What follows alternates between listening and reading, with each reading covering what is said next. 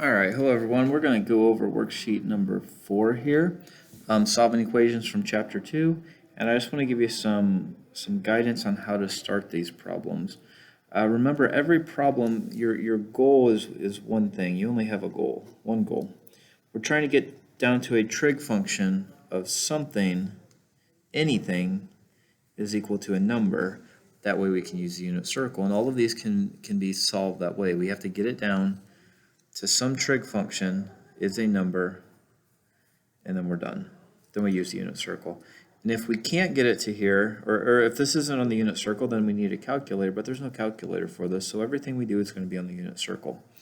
All right, here we go. Just some advice. You're going to use your formula sheet that you have here, all the sum, difference, half angle, double angle on the back, sum to product, product to sum, formulas. And what I see on this one is if you take this numerator here and you take this sum and you make it a product, hopefully something will cross off. Not particularly that, but something will cross off once you make it into A times B. So you have to change this sum to a product and get two different factors. One will eliminate. All right, second problem. Well, there's nothing here that can be divided. If I divide this over here, I have a bigger mess. So maybe we can take this product here. This is a product, and we can turn it into a sum. And then we might have something that looks like an A plus a B. And let's just call this guy B over here. And now we can subtract them away because they're on different sides. So the top one, we try to get an A and B on the top with an A or a B and cross them off. The bottom one, we're doing it kind of opposite. These ones, well, what formula is this? Well, this is your sum to difference formula. And it does involve 1, 2, 3, 4 computations on all of them. So this side will have 1, 2, 3, 4, and this side will have 1, 2, 3, 4, and hopefully something's nice and neat when you're done. Same deal here. Put these together. Right now it says A plus B over, that guy is C. They're all different. But if you take this sum and put it into a product, you're going to get something to eliminate. And this is a double angle formula. But I wouldn't start there. I wouldn't start doing the double angle yet. Let's see what we get over here. Then we may need to do it. But you don't want to do too much in these problems at once, or else you might end up with a bigger mess than where you started. Fairly straightforward one here. You can subtract away these. Maybe move that over there and factor. Half angle formula. The only thing we have here is a half angle formula. And that's going to involve putting that over here. And a half angle formula has a square root, so we square both sides, and then we can solve it.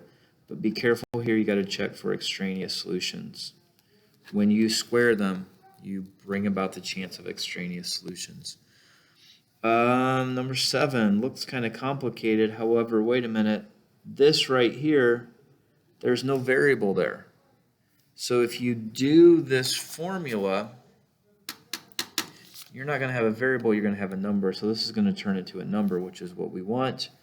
Unfortunately, we don't have a third root, so you're going to have to get your answers by the general solution.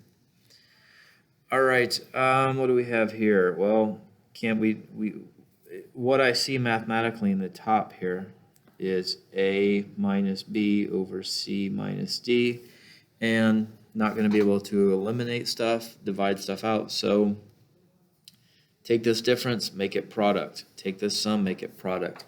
Use these formulas, sums to products. Why? So you can divide stuff out. What's secant? Well, secant's 1 over cosine. That may help. And what's cotangent? Well, that's 1 over tangent. Or another way to think of it is tangent is sine over cosine, and cotangent is cosine over sine. And again, don't start doing a bunch of steps until you know if you need them, because you may not have to do this. You may not have to do that. I don't know. All right, on number 9, again, take this difference, make it a product, something cancels out. Right here, what's this? This is a sum to difference formula. One of these guys. 1, 2, 3, 4. No way around it. And the last one, what do we see here? I think it's all set up just to move this over here, and then you'll have an x squared plus x plus c thing, trinomial, factor it. All right, hope this helps. You have answers over here, and again, if you can figure it out, you can verify them on Desmos.